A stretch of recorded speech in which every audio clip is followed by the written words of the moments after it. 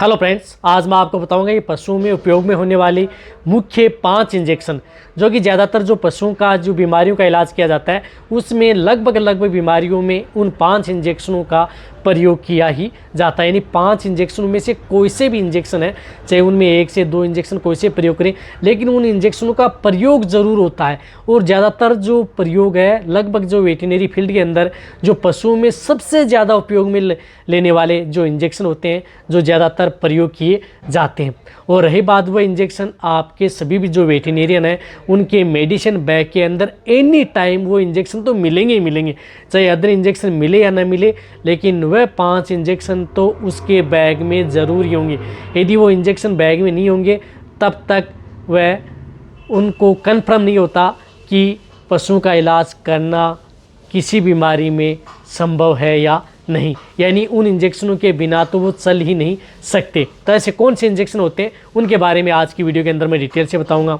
तो जो नए आए हैं तो पहले आप इस चैनल को सब्सक्राइब कर लें, साथ में बेल आइकन और ऑल वाला ऑप्शन दबाएं, क्योंकि इस चैनल पर आपको बहुत ही सही और सटीक जानकारी के साथ वीडियो दी जाती है।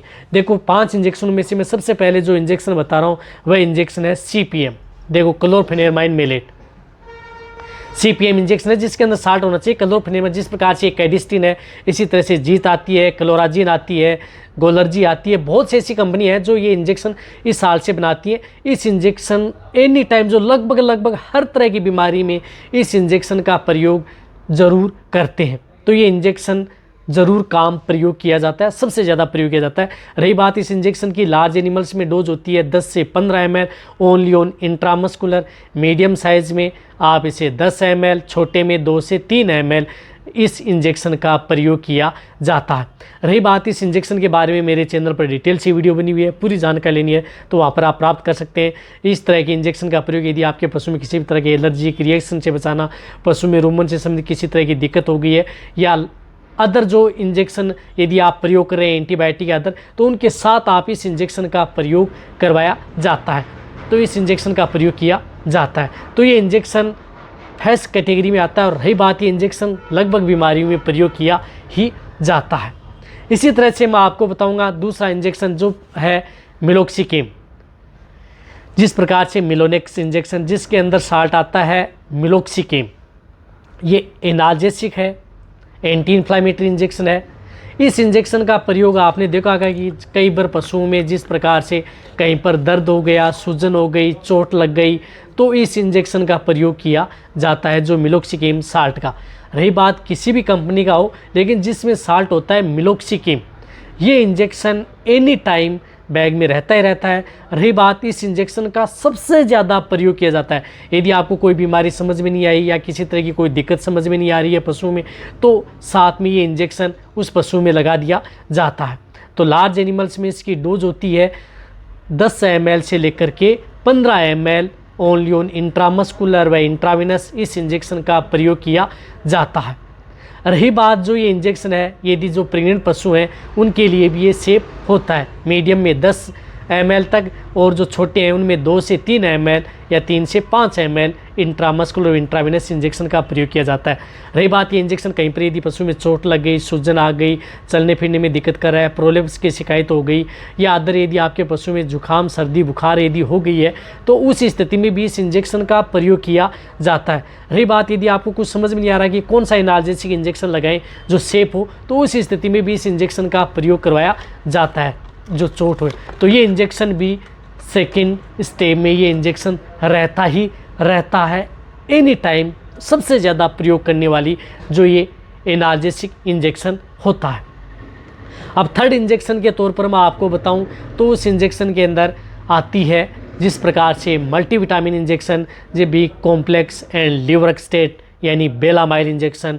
सबसे ज़्यादा प्रयोग करने वाली दवाइयों में ये भी सम्मिलित है जो लगभग बीमारियों में, हर तरह की बीमारियों में इस इंजेक्शन का प्रयोग किया जाता है, जिसमें साल्ट आता है B complex and liver extract with vitamin B12 injection, जो कि यदि आपके पशु में किसी तरह की भूख बढ़ाने में, लीवर कमज़ोर हो गई है, तो पशु खाना पीना नहीं कर रहा है, जुगाली नहीं कर रहा है, या जुगाली बाहर फेंक रहा है, या पशु कमज़ोर है, उस स्थिति में इस इंजेक्शन का प्रयोग किया जाता है। रही बात जो जितने इंजेक्शन हैं उन सभी इंजेक्शन के बारे में आपको पूरी जानकारी लेनी है, तो एक एक इंजेक्शन के बारे में पूरी डिटेल से वीडियो बनाई गई है, तो आप मेरे चैनल पर जाकर के देख सकते हैं। या जो वेट इंजेक्शन जो एक लिस्ट आती है, प्ले लिस्ट में बनी है वेट इंजेक्शन, वहाँ पर आपको हर इंजेक्शन के बारे में पूरी जानकारी लेनी है, तो वहाँ पर आप जाकर के देख सकते हैं। इस इंजेक्शन की डोज जो लार्ज एनिमल्स बड़े पशु हैं तो उसमें 10 ml ओनली ऑन इंट्रामस्कुलर ये इंजेक्शन लगवाया जाता है। मीडियम साइज़ में 5 ml, छोटे भेड़ बकरियाँ हैं तो उसमें 2 से 3 ml ओनली ऑन इंट्रामस्कुलर, क्योंकि इसके अंदर लीवर एक्सट्रेट होता है जो कि आपके पशुओं की भूख बढ़ाने में बहुत ही ज़्यादा मददगार होता है। लीवर को रिपेयर करने में भी इस इंजेक्शन का प्रयोग किया जाता है, यानी लीवर से संबंधित कोई दिक्कत यदि आपके पशु में रोग हो जाते हैं तो उनमें भी इस इंजेक्शन का प्रयोग किया जाता है। ये रही बात 3 इंजेक्शन तो ये होते हैं। अब है इंजेक्शन एंटीबायोटिक के तौर पर, तो एंटीबायोटिक के तौर पर जो इंजेक्शन आता है वह इंजेक्शन आता है ऑक्सीटेट्रासाइक्लिन एंटीबायोटिक इंजेक्शन। सभी तरह के जो वेटरिनेरियन है या सभी तरह की जो दवाइयाँ हैं, उन सभी तरह की बीमारियाँ हैं, उनमें इस इंजेक्शन का प्रयोग किया ही जाता है। रही बात ये इंजेक्शन हर के बैग में रहता ही रहता है। ऑक्सीटेट्रासाइक्लिन जो ब्रॉड स्पेक्ट्रम एंटीबायोटिक होती है, जो कई रोगों के अंदर काम करती है, जिस प्रकार से पशुओं में किसी भी तरह का मेस्टाइटिस, मेट्राइटिस या रेस्पिरेटरी ट्रैक्ट इन्फेक्शन, निमोनिया, खांसी, जुकाम, बुखार या कोई भी बैक्टीरियल इन्फेक्शन, क्योंकि ब्रॉड स्पेक्ट्रम एंटीबायोटिक है, HS, गलगोटू, ब्लैक वाटर, कई तरह की जो बीमारियां हैं, यानी लगभग बीमारियों में इस इंजेक्शन का प्रयोग किया जाता है। जो लार्ज एनिमल्स में इसकी डोज 20 से 25 ml इंट्रामस्कुलर व इंट्रावेनस दी जाती है, मीडियम साइज़ में 10 ml, और जो छोटे हैं उनमें 3 से 5 ml इंट्रामस्कुलर व इंट्रावेनस इस इंजेक्शन का प्रयोग किया जाता है। रही बात लेकिन जो ये इंजेक्शन आता है, ये इंजेक्शन यदि आपके पशु जो प्रेग्नेंट है तो उस पशु में इस इंजेक्शन का प्रयोग नहीं करना चाहिए। तो उस स्थिति में आपके जो दूसरे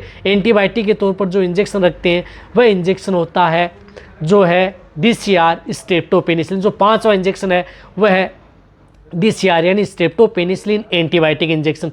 ये भी जो ज़्यादातर जो प्रयोग होने वाली है, हर मेडिसिन बैग में ये 5 तरह की दवाइयाँ प्रयोग की जाती है। जो प्रेग्नेंट पशु हैं उसके अंदर ये इंजेक्शन प्रयोग किया जाता है। जो लार्ज एनिमल्स हैं उसमें 5 ग्राम, 2.5 ग्राम से लेकर के 5 ग्राम, मीडियम साइज़ में 2.5 ग्राम, और उससे छोटे हैं तो कम ग्राम में प्रयोग किया जाता है। तो ये इंजेक्शन प्रेगनेंसी सेफ होता है, यानी प्रेग्नेंट के तौर पर ये इंजेक्शन लगाया जाता है।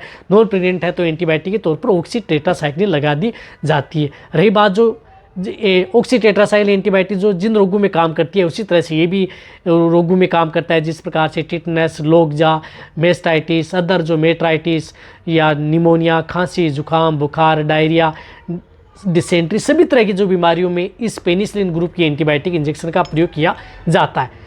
सिर्फ एक ऑक्सीटेट्रासाइक्लिन एंटीबायोटिक को छोड़कर सभी के सभी जो इंजेक्शन है, प्रेग्नेंट पशु हो, गाभिन पशु हो, दुधारू पशु, उन सभी में जो इंजेक्शन लगाए जाते हैं वो सेफ भी रहते हैं। तो ये 5 तरह के जो इंजेक्शन मैंने आज आपको बताए, ये सभी तरह के सबसे ज़्यादा वेटरनरी सबसे ज़्यादा ही प्रयोग करने वाले इंजेक्शन होते हैं। इसी तरह से आपको आने वाले समय में अलग अलग में जो टेबलेट है, लिक्विड है, उनके बारे में वीडियो मिल जाएगी। वीडियो जितना हो सकता है पशुपालक वेटरनरी स्टूडेंट है उनके साथ शेयर करें। इसी तरह से वीडियो देखते रहें, इसी तरह से आप मेरे को प्यार देते रहें। थैंक्स, धन्यवाद।